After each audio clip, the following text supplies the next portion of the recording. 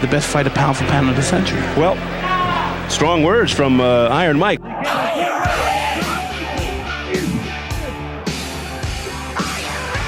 Boxing fans will always remember Terry Norris as one of the GOATs in the sport's recent history. Dude had a killer career with a record of 47 wins and 9 losses, including 31 KOs. Throughout his badass career, Terry Norris snagged world titles in the super-welterweight division a whopping 4 times. Homeboy defended those titles 16 times against some of the baddest fighters of his time. So, grab a seat, hit that like button, cause today we're gonna reminisce about the story of a seriously underrated fighter who was known for his sick skills, agility, and knockout power. That's why they called him terrible in the ring. Born June 17, 1967, in Lubbock, Texas, Norris pursued sports at an early age. He would first pursue baseball during high school and actually excelled. However, he fell in love with boxing and was a standout in the amateur ranks. Before turning pro, he racked up a 291-4 record and won the Texas State Golden Gloves 4 times. After a stellar amateur career, Terry Norris made his pro debut on August 2, 1986, and knocked out his opponent in the first round.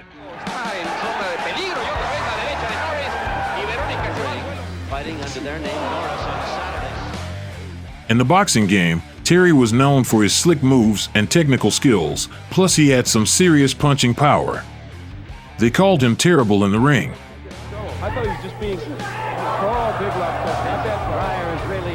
Following 12 wins, Norris suffered a points loss in a pretty close fight against Derek Kelly.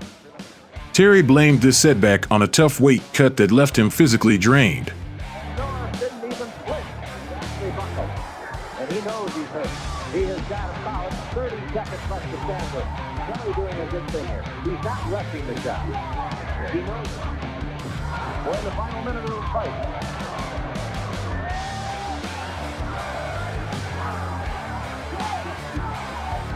Combination Kelly.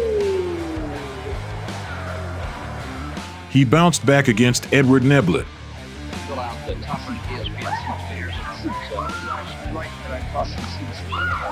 He's 20 and 3 now. Very effective, man. See, he's able to hit Norris. Setting Neblett back. And big cut over now the left eye over Neblett. Remember, he was cut over the right eye. Now the left eye is cut badly. But in November 1987, he lost control of himself and tarnished his records once again. Very quick fighter. He was disqualified for striking his opponent Joe Walker, who was down. Threw one of those punches and you landed about half a dozen. San Diego area. But a complex man comfortable with a good left hook fight. Oh, another one. Another one. And Walker is Man's booing. Now there he is down. Now he's not down for a long. Oh no! I didn't interrupt you. There is no argument on it. There shouldn't be from Terry Norris. He's distracted. Finally, Terry's streak of bad luck came to an end, and he got his act together, going on another winning streak.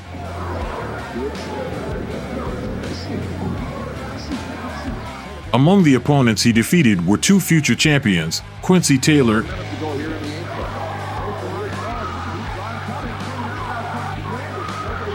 and Steve Little. Terry is one of the few who managed to stop Steve Little early.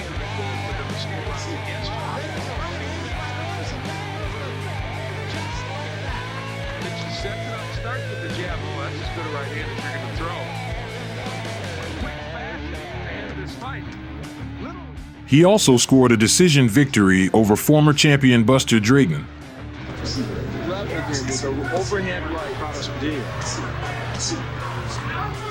It was Terry's wins against Quincy Taylor and Buster Drayton that put him at the top of the WBA rankings in the super-welterweight division.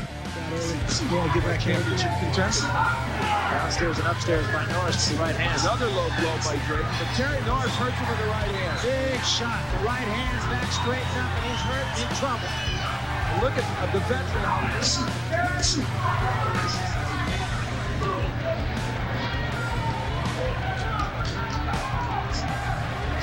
Still champion, terrible, Terry or the hardest punch in junior middleweight today. And today he fights for both his title and for recognition. I'm tired of being in the shadows now, and I think this is my opportunity. I'm feeling good about myself, and I'm just ready to go out there and prove to the world that I am a champion.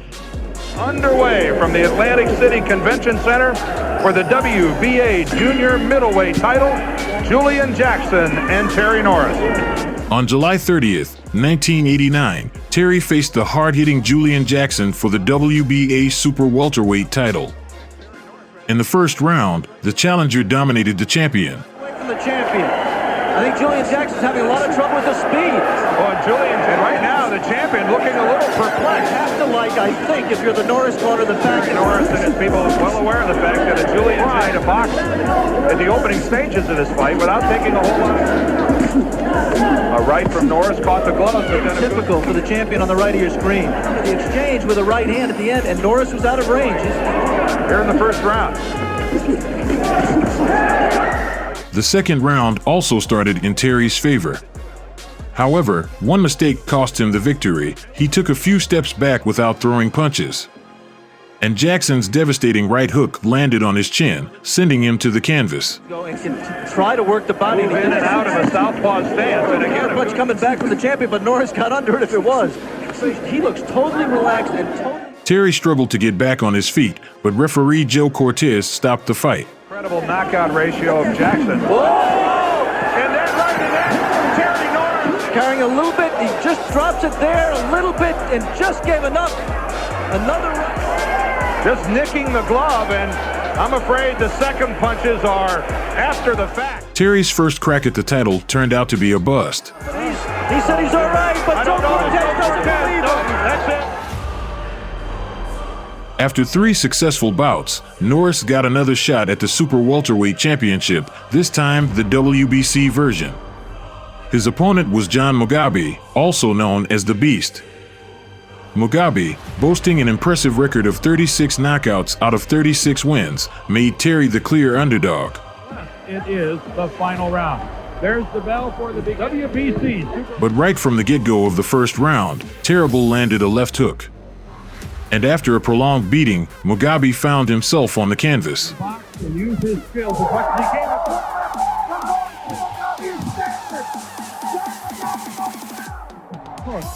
This is early in round 1. First minute of the round. There, that left hook in his temple.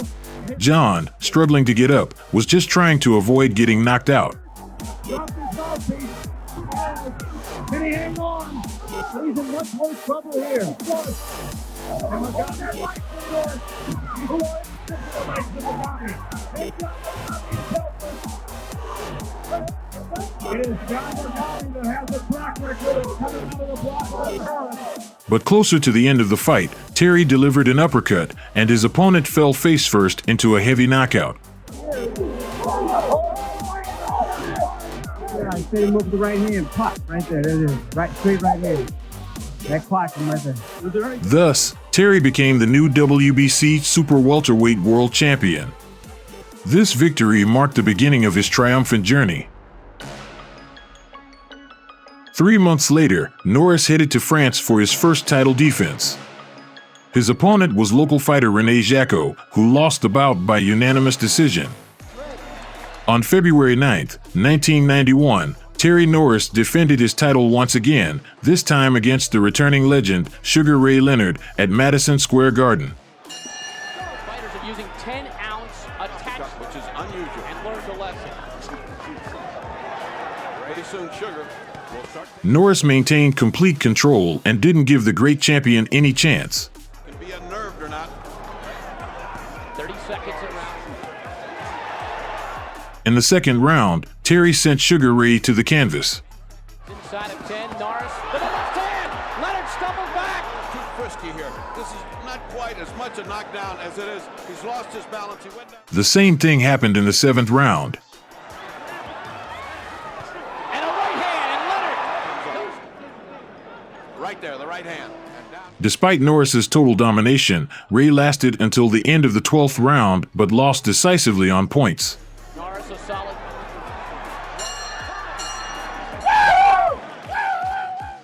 Becoming the champion and defeating Leonard made 23-year-old Norris a global boxing star, attracting attention from the media and major promotional companies. Do you know me? Most people don't even recognize me, even though I'm the super welterweight champion. On July 1st, 1991, the champ defended his title for the third time against Donald Curry as the 4-1 favorite. After beating Sugar Ray Leonard, he felt untouchable, as he put it. Curry is actually a little cold. Time to time. There's no doubt he's no finisher. Mistake, I'll hit you with a good right hand. In the ring, he's not charging the guy any further than the way he guides him like a race car driver would. Fast. He's being hurt. Make a mistake. In the first round, he's almost equal. Although Curry wasn't at the peak of his game anymore, he was still a dangerous puncher aiming to land his straight right on Norris. That move worked surprisingly well, as Norris fell into the trap, standing his ground and engaging in close combat, which seemed odd to some. Later, Norris explained his departure from his usual tactics, telling the media, "I wanted to knock him out. I started thinking, I beat Leonard, I beat a legend, nobody can touch me." In hand speed apparent, Curry may yet. Curry just doesn't seem to have any respect. Curry backing off because this is the style that Good steps away. That's that right hand. The all-time classic right hands to unify. Low blow from Curry, he gets away with it. 3 shots. Curry is on the canvas. This is when you make that decision. Do I want it? Do I really want to be champ again? Does he want it? The distance. And who doesn't mind? All on the Arsenio Hall show. Signing autographs. Not going to be the one right hand television. Norris with a counter. But Curry wouldn't have it for 7 rounds, trading heavy blows, landing clean hooks with solid counters. Norris complained that Curry used dirty tactics throughout the fight. The bout was grueling and took its toll on Curry, especially when he began to fade in the 8th round. I don't remember. A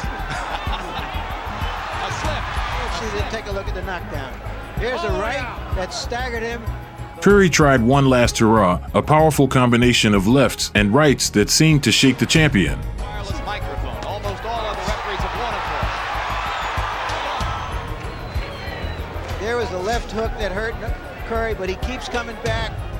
Norris responded with his own shots, causing damage to Curry, but the second blow staggered him. Curry dropped to his knees, and here came the controversy. As he lay there, Norris landed another heavy blow, repeating his actions from his previous fight with Leonard. Curry has a cut. Now let's take a look at the knockdown. Good right hand. Right on the temple. 8-9 rounds of hard punches of a guy who refused to be intimidated and gave him pressure in return.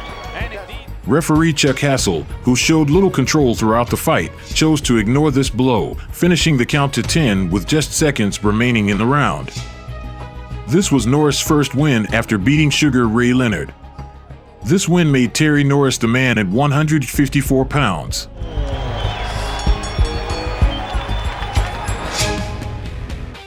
Next, the boxer went on a string of successful defenses against the following opponents: Brett Lally, technical knockout in the first round. To stare one another down. This is going to be a tough fight. Norris lands a solid left hook. The very first knockdown. Watch the left hand. There's that sweeping left hand. Still the first knockdown. It sweeps him. Like I said, if he would just turn Terry Norris. And Lally lands a right hand, but takes the right and goes down. Another look at that second knockdown. Well, there were 2 punches, the left and the short right. And Norris is so quick. Of course, he got caught himself with one. He shut his eyes and started swinging. Lally was right there, isn't it? There is no 3 knockdown rules in this fight. 3 knockdowns 14 seconds remaining in round number 1. There was as You got a first round knockout for Terry Norris. Jorge Fernando Castro, victory by unanimous decision in a 12-round bout. This guy has had an incredibly active career. He's been Joe Cortez keeping a very close watching brief. Each time we say to ourselves, Barry, well, I wonder how much more it's going to do, whether Norris might mentally have settled for a point. Being off in Barton more in this run than he had on the Sorokin fight.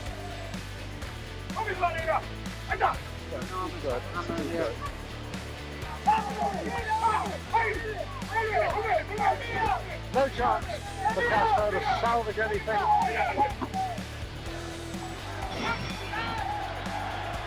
And a technical knockout victory over compatriot Carl Daniels. Terry Norris was in boxing about a huge step up in class than Big Daniels. Interesting that Carl is coming. Look at Carl Daniels get a southpaw. Oh! The fight ended in the 9th round at 2 minutes and 37 seconds when referee Lou Filippo stopped the fight. A minute and 20 seconds left in the 7th round to the end of the 7th, but it appears he had. Big right hand, and if that would have caught Daniels, we've seen some wrestling in this fight. Oh, good combination, and Carl Daniels, his legs are gone. That's it. Carl Daniels is down, and that's it. Lou Filippo stops the fight, and wisely so. On May 9th, 1992, at an open-air arena in Las Vegas, Terry Norris defended his title against Meldrick Taylor, a talented former champion in the super-welterweight division. Of a tough... Stunning. The fight just started, George. Taylor wants to state that this... The first 2 rounds were evenly matched. The more Taylor throws, the more he makes himself a man. Norris lands a right hand as they step apart, and now Terry Norris. And he's thinking that Meldrick Taylor in his lips, it does not necessarily mean there's blood. It's too long. Meldrick's following instructions from George Benton, though is trying to jab. Norris trying to come over the top with a right. I believe now coming. Sent him to the hospital afterwards.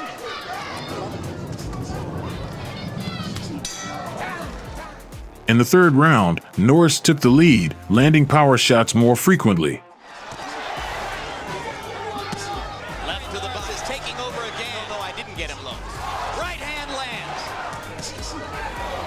There's the right again, and Meldrick. The following round saw Taylor hit the canvas twice. Not there to block it.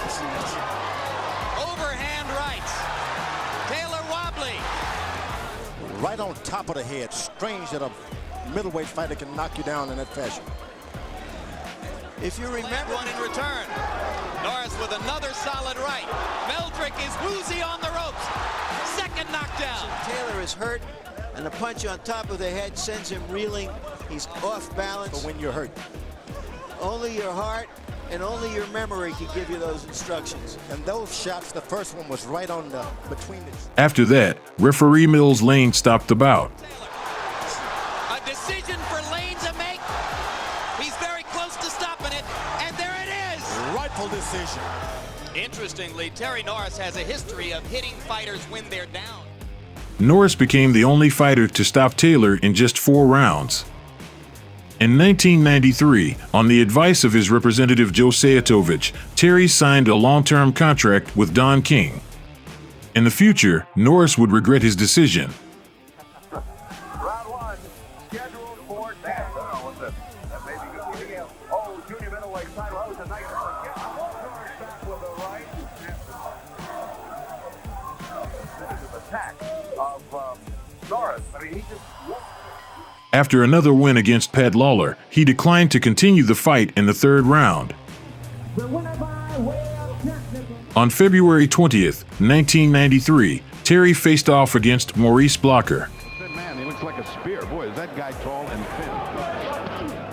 Blocker was saved by the bell in the 1st round from an early knockout. Look at that. Whoa. Can Blocker survive? 15 seconds to go. He's just trying to stay up. Oh, down he goes again. Hey, you okay? Come on. And he's up before the bell. And that's the worst piece. And it was all over in the 2nd. And he wants to tell Mexico he's ready for Chavez. Oh, there it goes, there it goes. Right there. Next up, Norris took on Troy Waters from Australia and defeated him in the 3rd round with a technical knockout. Some hurt on him. He's got to land something hard. He can punch, there's no question. An early barrage. Norris, who has in power, a decent boxer, but he may never get it. You got to take a point away. I think it's academic the way this is going. Their second round was dubbed the round of the year by Ring Magazine. German fighter, a rough guy. There's another right hand. He was just, I thought it was a low. He's demonstrating a pretty good chin and some, I'll tell you what, some real determination. Unbelievable as it sounds. Here's an uppercut coming again. No, it's not an uppercut. It's a right. Oh my God! It's Will this be the upset of the year? No, it would be the upset. Adrenaline is behind him because of that knockdown. He keeps hitting low. Does Troy Waters? This is one game kid. Well, he's on the way now. And most of them in disbelief. Now round 3. Is he looking ahead to Reggie Johnson? Blood streaking from the face of Troy Waters. Uppercut! Oh, body shots by Norris! This referee just doesn't see low. One punch was coming as the other one went right. You see Troy's feet is up in the air. He's off balance. He gets caught, but he looks okay now. He looks better now. Or will he be able to keep cool? He goes down for the second. Let's continue. Look at him. Look at him. It's going to be just a minute later. Troy Waters absorbing an amazing amount of... His face will fall apart. Well, it is. It's coming apart. Money. I don't want to go. Look, this guy wants to... It's all over. For the defense of his championship belt against opponent Joe Gaddy, brother of the renowned Arturo Gaddy, it took just 1.5 minutes into the first round. Stay focused, 100%. Gaddy to come out and throw bombs. And don't leave, because this is kind of explosive, and it's going to end. He's been knocked down twice as of 3 rounds. You don't have to be a prophet to know that. Down he goes! The first knockdown, which was, in effect, the only thing that needed. Now keep your eyes on Norris. This hook, left hook, right on the button. Goodbye. Way to go, round 1. And that's what tends the difference in the fight side. And now it's just a matter of time. His last 2 or 3 shots here and there, that was it. I think he caught one. Gaddy goes down through the rope. We haven't gotten any official signal. The fight against Simon Brown was a big surprise. Boxing is often full of stories where a fight arises from the ashes to pull off what many consider an upset. However, some surprises stand out for their ability to stun spectators. One such case was Norris' 11th defense. What are his chances? Good puncher, slick boxer. This is going to be an interesting fight. Well, right now, Simon Brown is certainly on top of the world. He came storming back to that. Simon Brown certainly knows that he was a force to be reckoned with in the welterweight division. Initially, Norris and Brown were supposed to meet on September 27, 1992. But on the evening of that scheduled fight, Brown checked himself into a local hospital in Las Vegas, complaining of chest pain and dizziness. The bout was canceled after doctors deemed Brown unfit to fight. Although Brown was respected by his peers, many observers believed he was on the decline in his career. When they finally met in December 1993 at the Azteca Stadium in Mexico City, most observers considered Norris a clear favorite. Mantequilla proved the experts wrong.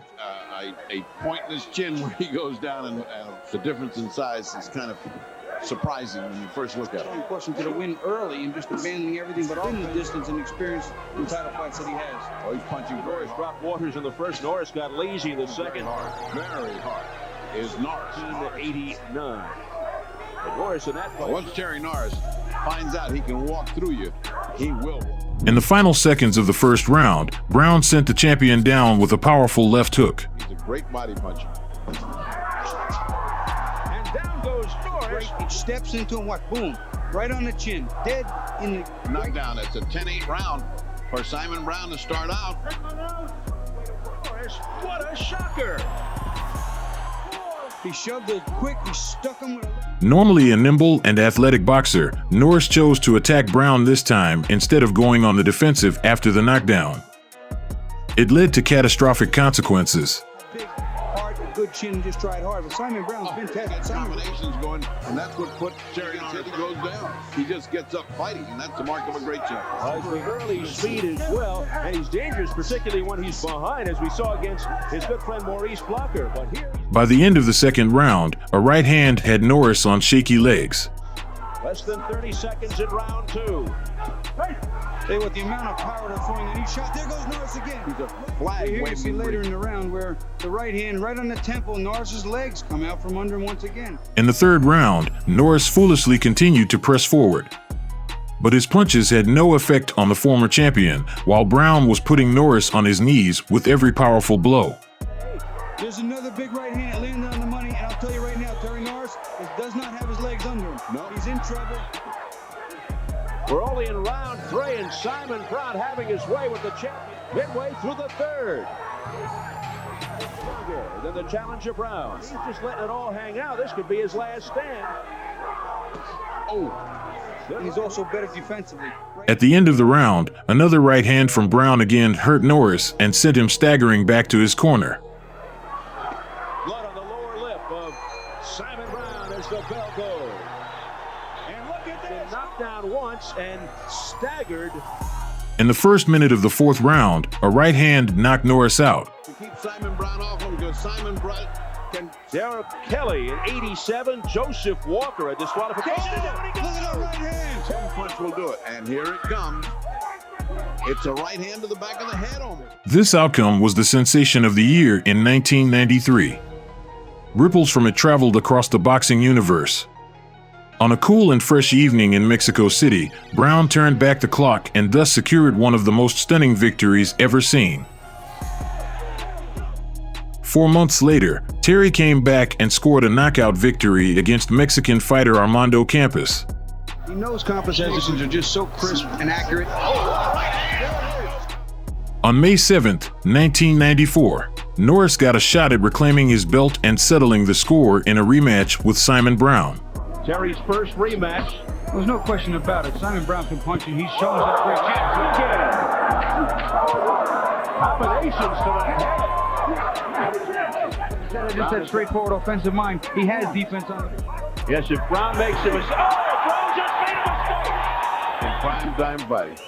It's not something I could have. And he's moving. There he goes. Down. This time around, Norris easily beat Brown on points without breaking a sweat.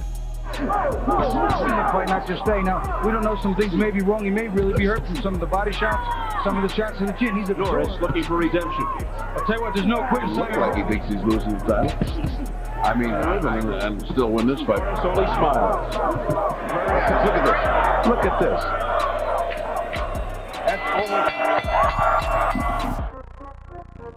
Personal life issues for the boxer led to a bizarre and absurd trilogy with Luis Santana.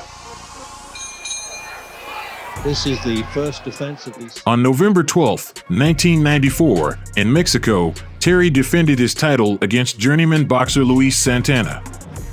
At the peak of his career and once again holding the WBC title at 154 pounds, Norris was confident he could handle Santana from the Dominican Republic.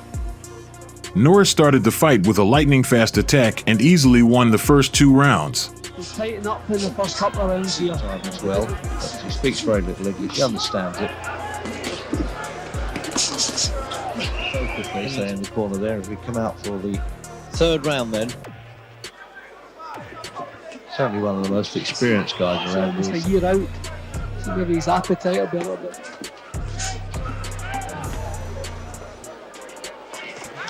But in the third round, his chin let him down again. Santana landed a blow to the head, and Norris lost his balance. Still backing off. Oh, You're dear. looking for things now, but legs don't look right. I think maybe he does have that China chin off. He had to get up after the hit. He was furious. As Simon Brown at least had been a world champion. In the fourth round, Norris lost a point for hitting Santana, who suffered a cut on his forehead with bleeding. It was a bad sign for terrible Terry. Things were only getting worse.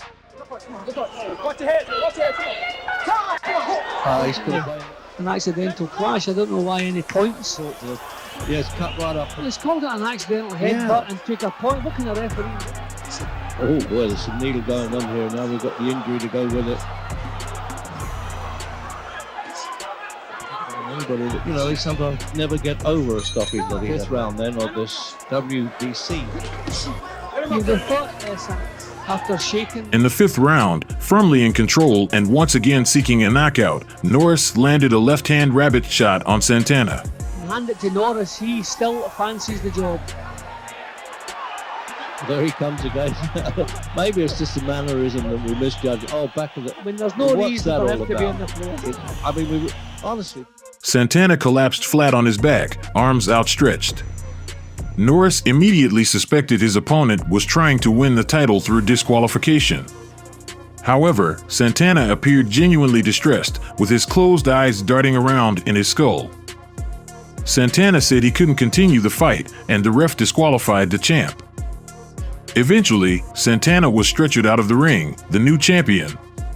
Norris couldn't conceal his disgust. He was faking it. His eyes were wide open, but when the doctor approached him, he closed them, the former champion remarked. Many reckon the Mexican was faking it, including his fellow countrymen who were in the crowd at the time.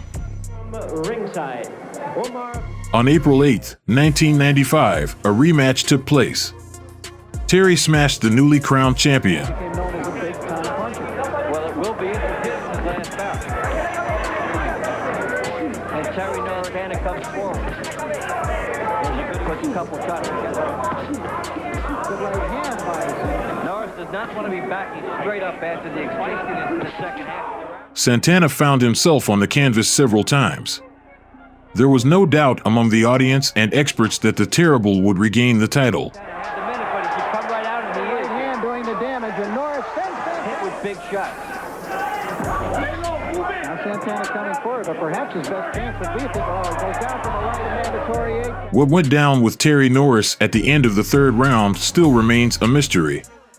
One thing's for sure, his mental state was far from okay. In the third round, Norris deliberately clocked his opponent after the stop command.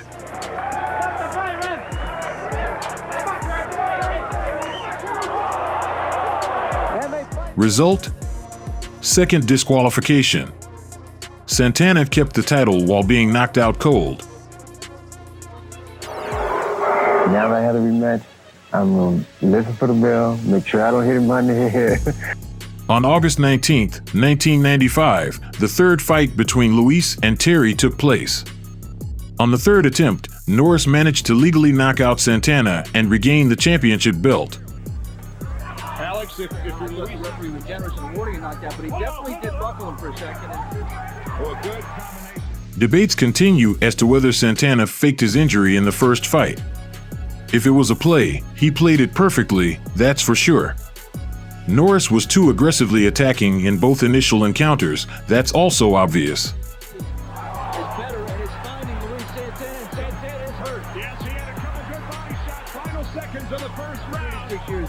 Been through a lot of wars in his 14 years. And just a combination from Norris puts Santana down.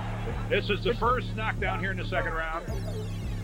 It was the first I think to himself, don't foul him. Another right hand, a short shot necessarily end the fight. Santana responded to left hand really hurt, and that really was more. Minute left for Terry Norris to finish his man, puts another 2 rights down the pipe. They were down the pipe. It was a good comeback. Another right hand. I think wisely stops it. One right is landed, and a left, and another right, and that's the one that... It was one of the wildest and strangest rivalries in boxing history.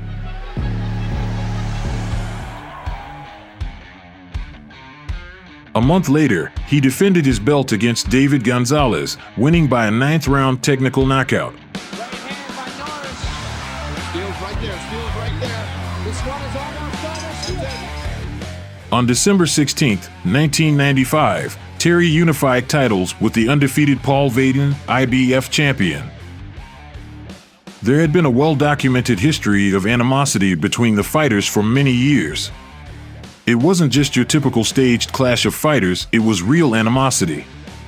Both fighters had been exchanging insults through the media for years.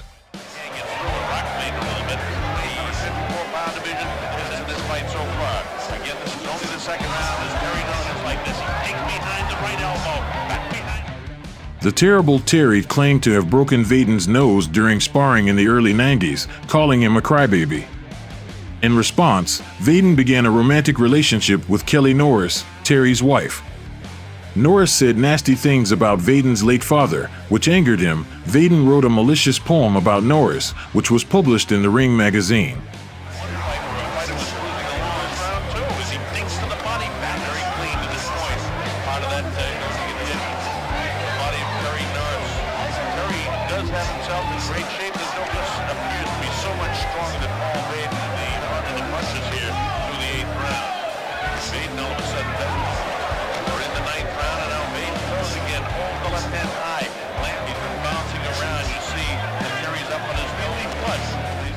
Boxing fans were expecting an epic battle, but when they met on December 16, 1995, at the Spectrum in Philadelphia, it didn't happen.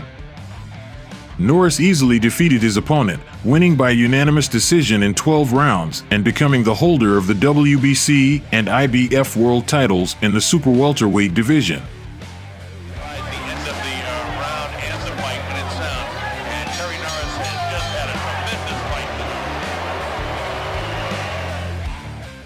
Next, on January 27, 1996, Norris successfully defended the WBC and IBF super welterweight titles against Jorge Luis Vado, winning by a second-round technical knockout.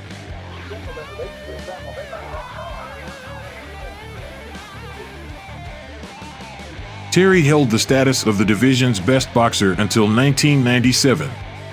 He successfully defended his belts against Vincent Pedway, a technical knockout in the 8th round. Corner, now Pedway just trying to get off the ropes, can't do it, took a left to the body and went down. Alex Rios, a technical knockout in the 5th round. He's ready to go, buckled. Here comes Norris, looking to finish Rios off, and Mills Lane steps in, and he says, that's enough. Nick Rupa, a technical knockout in the 10th round. Well, I'm just setting him up, I'm hitting him with good shots, I'm taking a lot out of him, and there you go, But in May 1997, Terry had to interrupt his performances. Norris filed a lawsuit in the Manhattan Supreme Court against his manager, Joe Sajatovich, a $3 million lawsuit, and promoter, Don King, a $61.5 million lawsuit, as well as a request to void the contract with Don King Productions. Terry accused Joe and Don of illegal dealings and alterations, without his knowledge, to a new contract he signed in October 1996. Jumping ahead, the legal process lasted over 6 years. In 2003, after retiring, Norris received compensation from Don King's company in the amount of $7.5 million. Terry became one of the few protégés of King who won a lawsuit against Don King Productions, which was famous worldwide for its skilled team of lawyers. Also, legal disputes led to the cancellation of a fight with Felix Trinidad. The boxing world never got to see the super fight between two bright representatives of the super welterweight division. Things that convinced him it's good to be a boxer-puncher as opposed to just a fight. He would avenge with a 12-round decision. At the end of 1997, Norris returned to the ring and fought 2 matches, a month apart, against Joaquin Velasquez and Andres Ariano Sandoval, winning both bouts by knockout in the 2nd round. Mills Lane steps in and stops.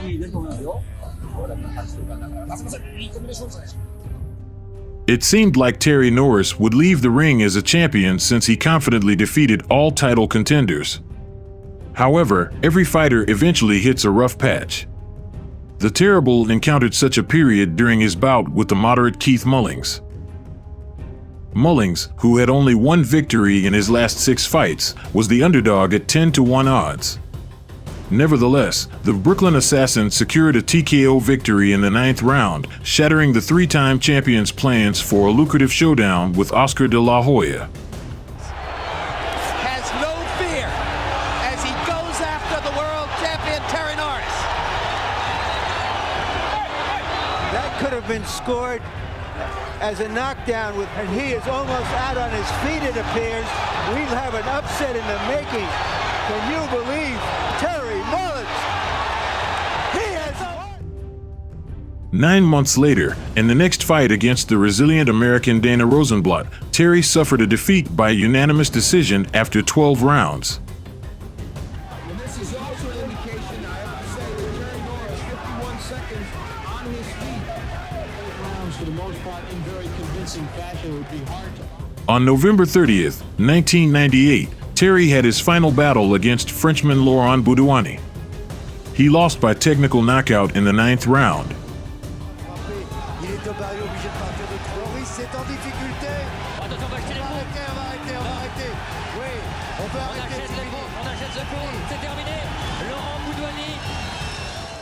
Three failures at the twilight of his career proved to be detrimental to the boxer's health. After the last battle, doctors discovered a brain injury in Terry, which led to a speech disorder. He was denied a boxing license. At the age of 31, Terry Norris ended his sports career. His professional record stood at 47 wins, 31 knockouts, and 9 losses. I'm Terry Norris. I believe in love and how it changes lives. The former champion began experiencing speech problems. In 2009, doctors diagnosed him with pugilistic dementia, a progressive traumatic disorder resulting from damage to certain areas of the brain.